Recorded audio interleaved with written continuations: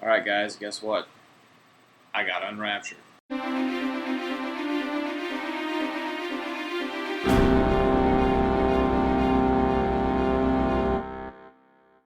happened October 21st, and I have a lot to say about that and the events that happened in between May 21st and October 21st.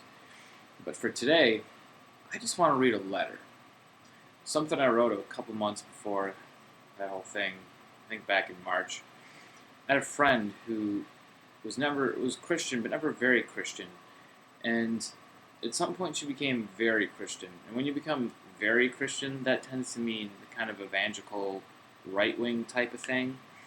And that's usually never a good thing. And despite my, rather fervent, although not in your face Christianity, she kind of decided that we shouldn't be friends anymore because my views on Christianity were different than hers. And I think this is a theme, something that happens all too common, and something that's happened a lot in my life. So get ready for the most personal video you're ever going to see from the Fifth Watcher. I'm going to read the letter that I sent to her in response when she said, "I don't want to be friends anymore." And I'll start. I'll leave you with this, since I suppose they'll be my last words to you. In my reading of the Bible, I often try to separate what's actually said in there, what the authors would have actually believed in a cultural or historical context, to make sure that's removed from the traditions that developed over time in the church as it changed through the years. With every supposed Christian thing, I ask myself, what is this based in biblically? What did Jesus say? I know I seem like an extremely untraditional Christian because I am. I want none of tradition.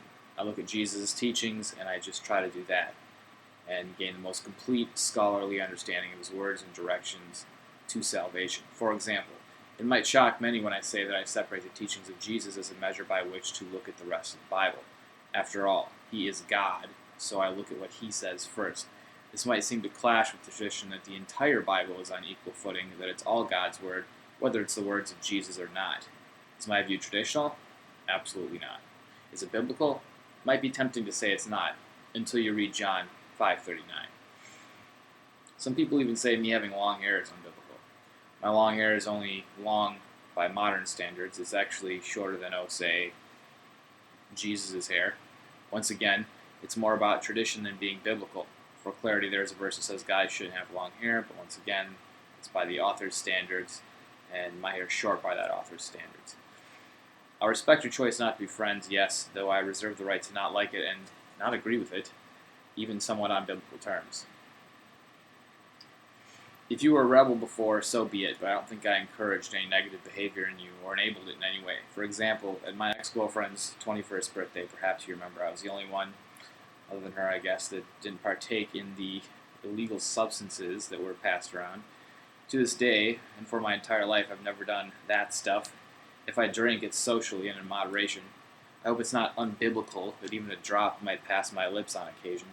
Yeah, some might shun me even for that. Not saying you would, but there are those that might get all worked up about it. All while forgetting those words of he who they claim is their Lord and Savior, Matthew 15:11. But none of the last few times we really kicked it before you moved away was when you were in the process of getting over your ex-boyfriend. I was there for you. I remember talking to you down from sadness, or at least trying more than once on the phone about that and the situation with your dad that was happening at that time. We hung out, saw a movie one day, most disturbing movie ever, now that I remember, and we hung out at least one other time, I forget the details, but I bring all this up because, did I really contribute to your rebellion, or did I just witness it? All I ever was your friend. I never pushed you into doing anything bad. All I ever did was offer you emotional support when you needed it. I consider that a Christian thing to do, For the record, I start with an extremely optimistic assumption for all people. It's only now, in hindsight, that I can look back and wonder about this situation and what you may have been really thinking about me. If I walk into any Bible study or church group, as you suggest I should do, it will be with an open mind. But the fact is, you literally just got done casting me out, so to speak, so you aren't exactly disproving any theories that I'm a Christian that walks a lonely road. It doesn't exactly go against the pattern of other Christians being judgmental and unaccepting, both in my life and examples you see in popular culture in the news. Quiet, dog. To be perfectly blunt, when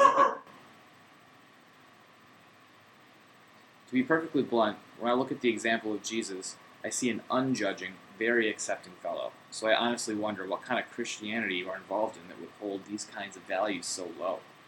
If Jesus tells me anything, it's that I should always keep my door open to you, even if your door is not open to me.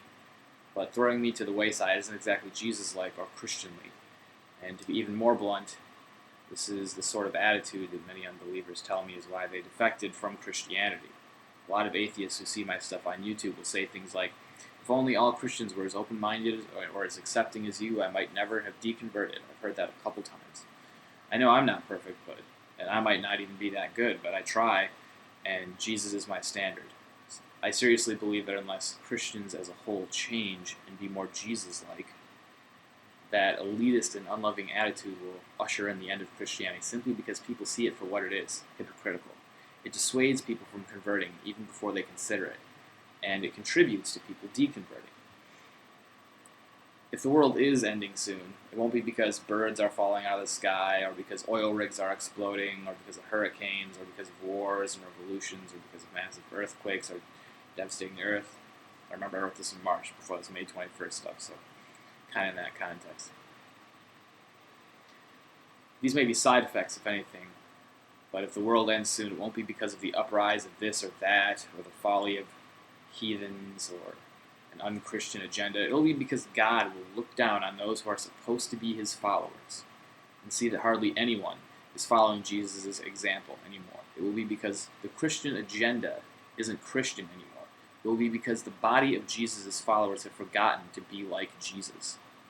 It will be because his followers can hold the book, can read the book, can look at the example of Jesus, and still jump through enough hoops to convince themselves that they don't need to be like Jesus anymore. They just need to be like everyone else in that building, in that church, who is failing at emulating Jesus' example just as bad as every other unloving, judgmental person out there, regardless of their religion.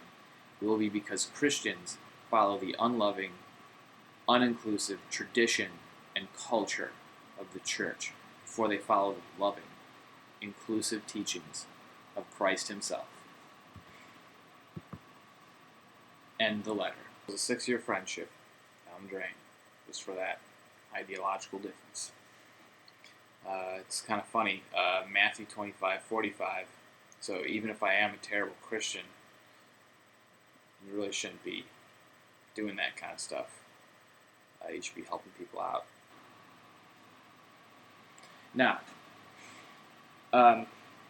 if I may comment, if there's any other Christians out there that are like me, don't let the greater Christianity dissuade you from continuing to be Christian, because it's actually, I know, and if you're like me, you know, that it's depressing to look at Christianity at large, and you know the sort of the view that people take on Christianity, the rap that it's gotten, and the way that people are continuing to, you know, go forward with it and represent it. The people are misrepresenting it, and that's very discouraging. And you can go to a church and be looked down upon, and that's very discouraging. And it makes you want to not be Christian anymore. And I know that's probably why a lot of people aren't Christian anymore, because people in the church do bad stuff to them. When I was growing up, it happened at least a couple times to my family for various reasons I won't get into. But you know, when that happened, I never thought, wow, Christians are pretty terrible, I should get out of this. Instead, what I thought is, why aren't these people following their religion? The religion hasn't changed. It's the people. The people are failing to live up to that standard that, you know, Jesus was setting. And can you really blame them? I mean, we're human, we're flawed. So, you know, I'm not trying to hold any grudges against anybody. But it's not the religion, it's the people. It's the people in the religion. And there are people that are not like that. You know, there's people that are nice. And whenever I meet someone who is more on the evangelical side of Christianity, I get a little nervous, because I'm like, it's like, oh great, someone I can finally talk to about religion a lot with. But then you kind of wonder, is this going to be the kind of person that when I tell them more about my style of Christianity, is that going to be the type of person that's going to try to push me away? It's very discouraging. So, I mean, it's true that I sort of walk a lonely road, but there's people out there like me and you, and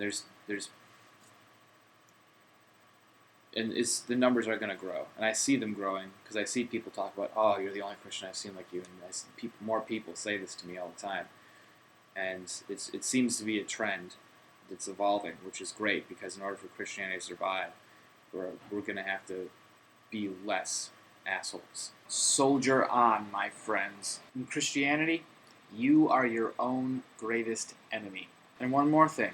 I think it's about the time that it's officially the 5-year anniversary of the first time someone told me that I will be an atheist in 5 years. I've literally heard that exact phrase. 5 years, they gave it. It's been 5 years. Still a Christian. Still on the Christian side. Still arguing for Christianity. So sorry, you don't get my logical awesomeness on your atheist side. I know you want it, but you're not going to get it. Christians got it. That's about all I got on this. Oh, by the way, this is me at the end of No Shave November. What do you think? I'm debating keeping it or trimming it back. The next video will be extremely epic and about my time away. So look forward to that official Unraptured video coming pretty soon. I just need to gather all my thoughts and ideas and everything that I've learned. There's a lot of stuff.